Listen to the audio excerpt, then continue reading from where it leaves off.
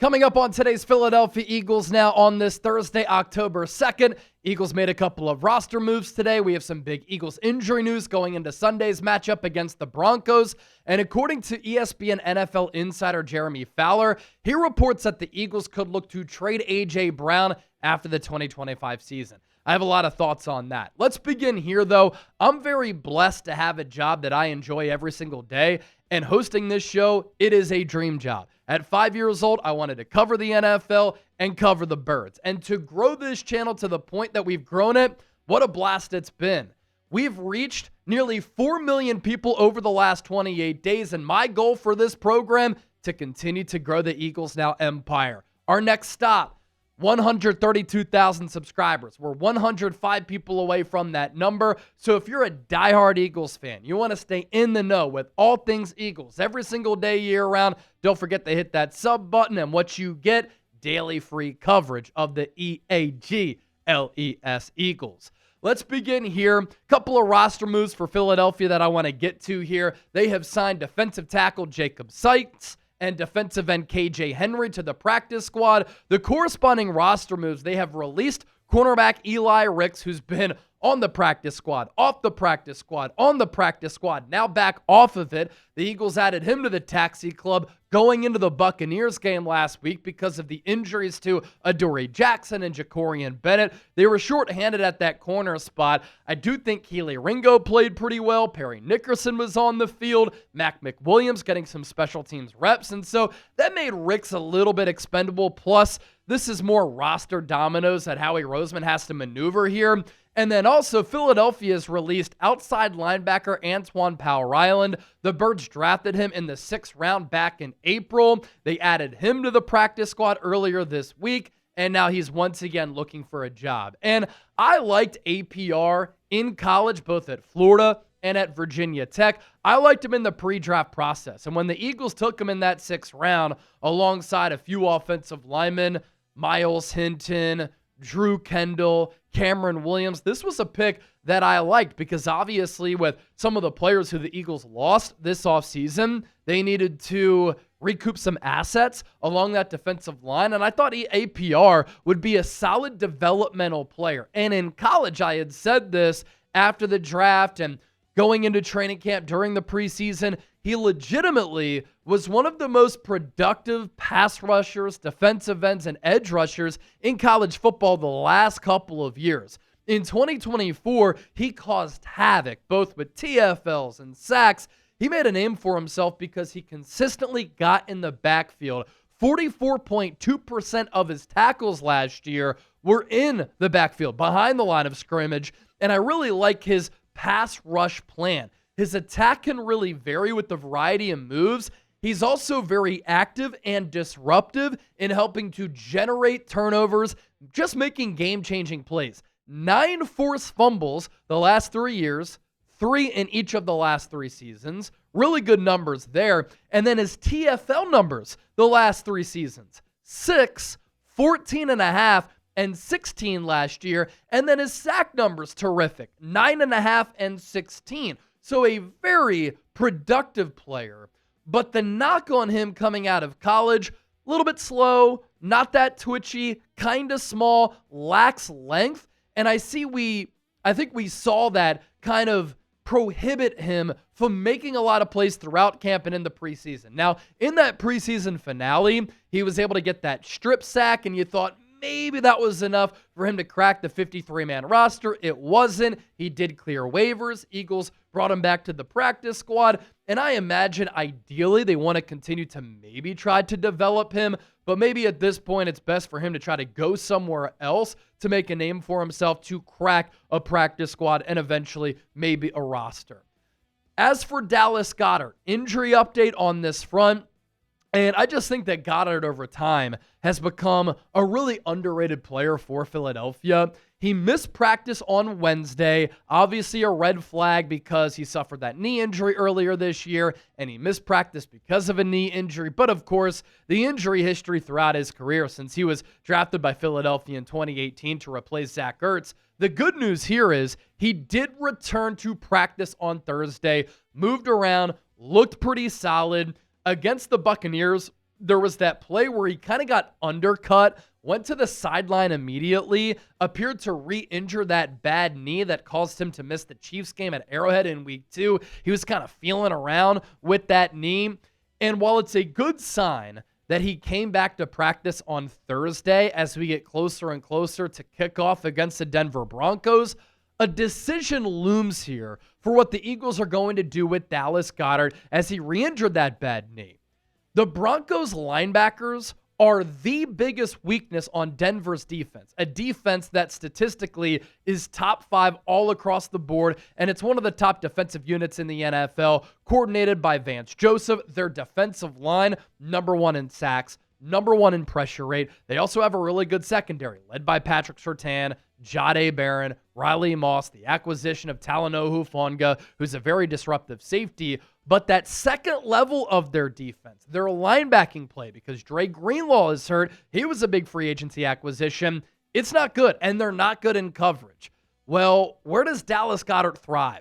The middle area of the field, attacking suspect linebacking cores. So will he play against Denver coming off that injury, knowing the Eagles also play on Thursday night, short week, on the road against the Giants, that awful, infamously bad turf surface at MetLife Stadium?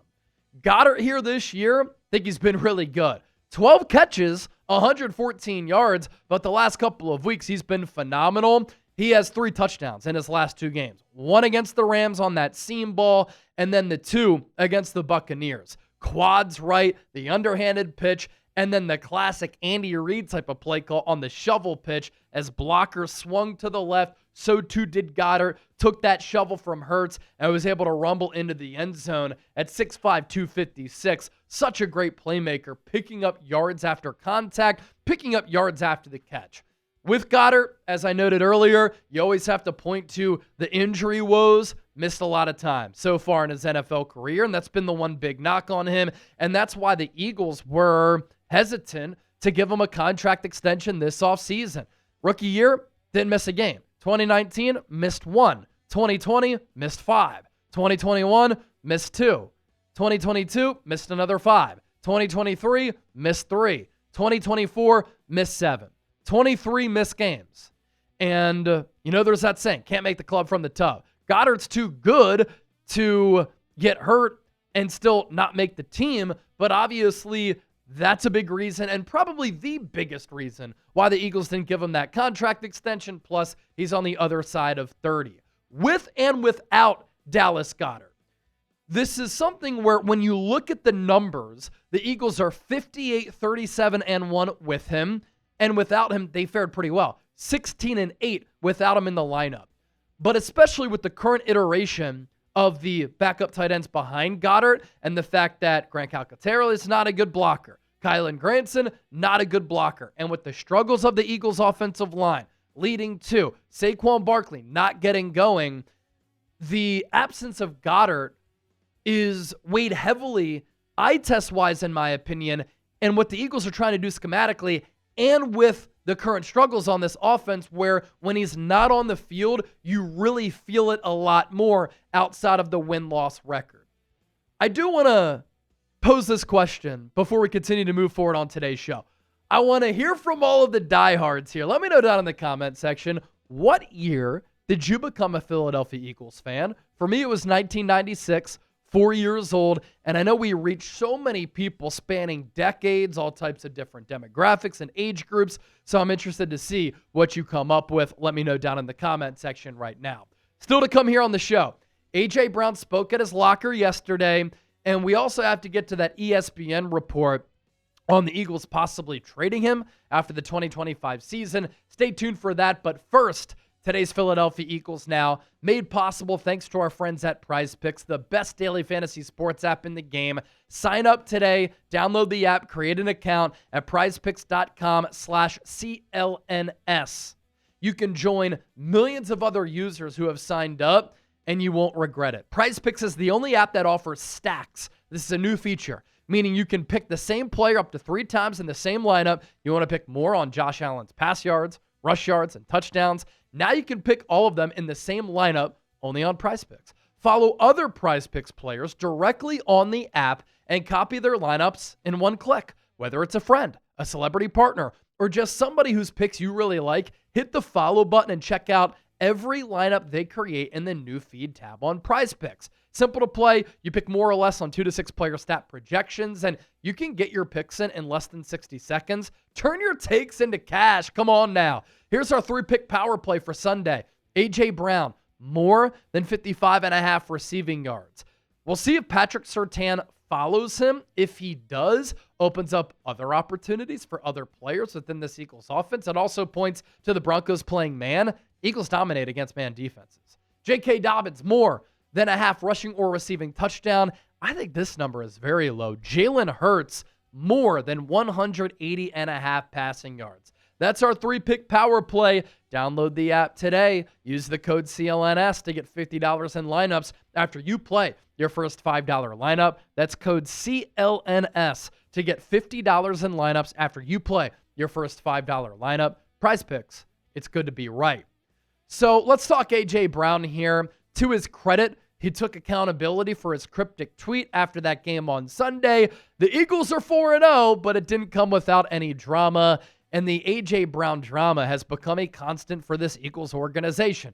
It's always wide receivers. And if you didn't see the quote that he had tweeted, I believe it's a Bible verse some people have said, if you're not welcomed, not listened to, quietly withdraw. Don't make a scene, shrug your shoulders, and be on your way. Now, obviously, when you read something like that, you have the question, who is that directed toward? Well, here's what A.J. Brown had to say.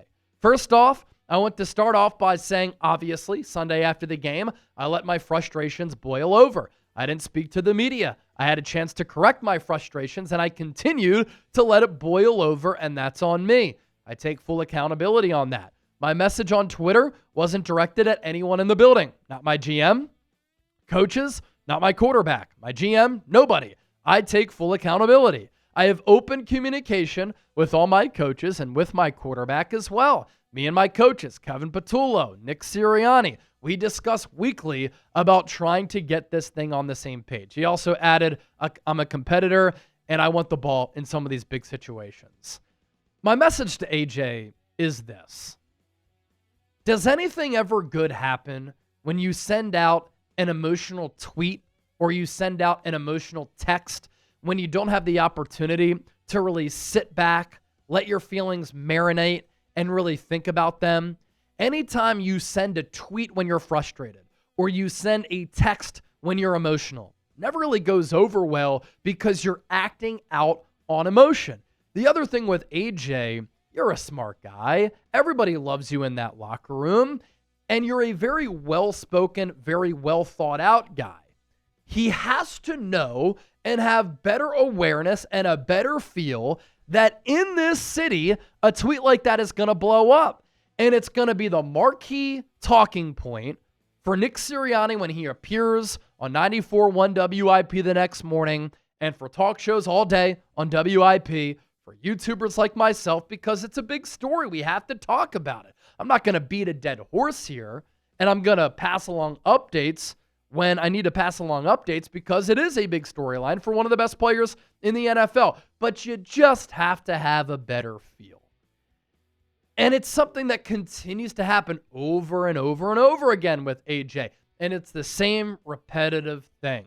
And it's also not a good look when you're 4-0, you win the game against another really good team, and you're popping off on social media. What do you expect to happen?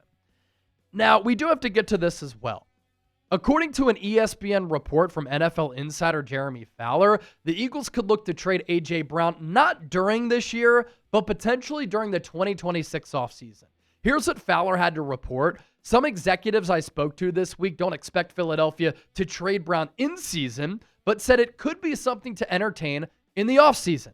It's sort of the worst kept secret inside the league that Brown's love-hate relationship with Philly's passing game bubbles to the surface from time to time. He's a true competitor and wants to be great. With that comes emotion and inevitable frustration. Yeah, Jeremy, we know. Also, we know it's always wide receivers. I will add this. Given the structure of AJ's contract, that comes with a $90 million cap hit. That is a dead cap hit if the Eagles do decide to trade him. But you can soften the financial blow a little bit, and obviously Howie Roseman is a magician with the cap with a post-June 1 trade. But this isn't a move that I'm making. If you can keep him happy and you can keep winning and he keeps producing, why would you get rid of Special? The Eagles are 41-10 with AJ all time. Since he came here in 2022, he's been a first-team or second-team All-Pro in all 3 seasons. He's gone over 1,000 yards every year. The Eagles have won a bunch of games, and they've been to 2 Super Bowls in 3 years, and he's a big reason why the offense has had so much success. But I could see why the Eagles could get fatigued with this nonstop drama, because multiple times every year, A.J. Brown will send something out on Twitter and bring about unnecessary drama and distractions. And at what point does that become too much to deal with, where you're like, you know what, let's try to bring another wide receiver in here who acts more like DeVonta Smith, who is low maintenance, and you don't have to worry about these distractions when we're winning football games. I'll leave you with this. Will AJ be on the Eagles in 2026? On or off? I think he will be as of right now. Plenty of season left, but that's my thought on it.